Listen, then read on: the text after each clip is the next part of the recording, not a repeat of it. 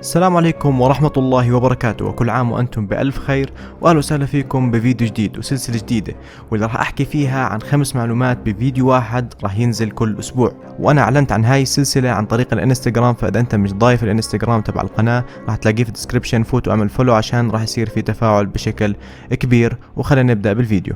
طبعا بالبداية يعود صنع المحركات لزمن طويل جدا، وأول محرك بنزين اعتمادي اللي انصنع من قبل شركة مرسيدس واللي كان على ايد كارل بنز، واللي بالمناسبة نزلت عنه حلقة كانت اللي هي أول سيارة في العالم راح تطلع لكم فوق. المهم من بعدها تطور علم المحركات بشكل كبير، وبعدها بفترة صار يطلع مصطلح محركات السيارات الرياضية، بدل ما كان الهدف من المحرك تحريك جسم السيارة من النقطة ألف إلى النقطة باء. ومن هذاك الوقت والشركات بتتنافس على تصنيع أقوى المحركات الرياضية وذات الكفاءة العالية. واليوم رح نحكي عن أقوى 5 محركات حسب تصنيف مجلة موتور 1. ولكن من باب التنويه انه المجلة هاي استبعدت نوعين من المحركات، اللي هي المحركات الهجينة اللي هي بيكون فيها يعني محركات كهرباء معاها، اضافة انها استبعدت السيارات اللي تقدمت فقط للعرض. فبدون ما اطول لكم اكثر من هيك خلينا نبدأ في التوب 5 معانا، ونحكي عن محرك ال6 سلندر بوكسر من شركة بورشه.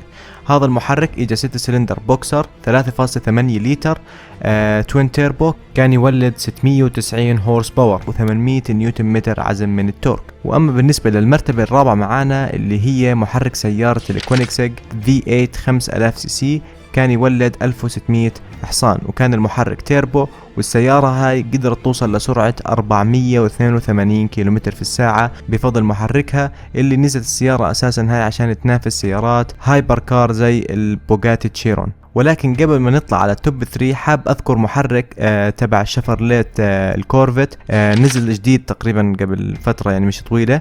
المهم مواصفات هاي المحرك على السريع كان 10300 سي سي V8، كان يولد تقريبا 1004 حصان، ولكن هذا باستخدام تشغيل الغاز يعني، بس بدونه كان تقريبا 900 حصان يعني يطلع. فكان محرك جدا قوي ويعد اقوى تقريبا محرك هاي كومبريشن الى حديث الان بنزل من شركة، فحبيت اذكره هيك على السريع. وننتقل للمرتبة الثالثة معانا بمحرك الV10 من شركة لامبورغيني، واجا بسيارة اللامبورغيني هوركان، وكان هذا المحرك زي ما قلنا V10 5200 سي سي، وكان يولد 630 حصان، وتقريبا يعتبر من اقوى محركات الV10 تنفس طبيعي في العالم. ننتقل للمرتبة الثانية معانا وبمحرك الV12، وهذا المحرك نزل بسيارة الفراري 812 سوبر فاست. اما بالنسبة لمواصفات هذا المحرك فكان هو المحرك زي ما قلنا V12 6500 سي سي، كان يولد 789 حصان و718 نيوتن متر عزم من التورك. ونيجي هسه للتوب 1 بأقوى محرك مصنفيته المجلة،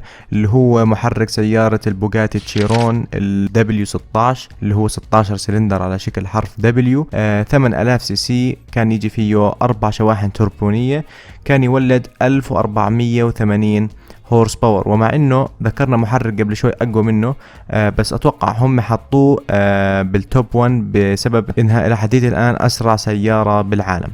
ولهم نكون وصلنا لنهاية الفيديو. اتمنى تكونوا استمتعتوا بالفيديو، لا تنسوا تضيفوا حساب الانستغرام وتحطوا لايك وتشتركوا في القناة اذا عجبكم المحتوى، وبشوفكم بحلقات قادمة. السلام عليكم ورحمة الله.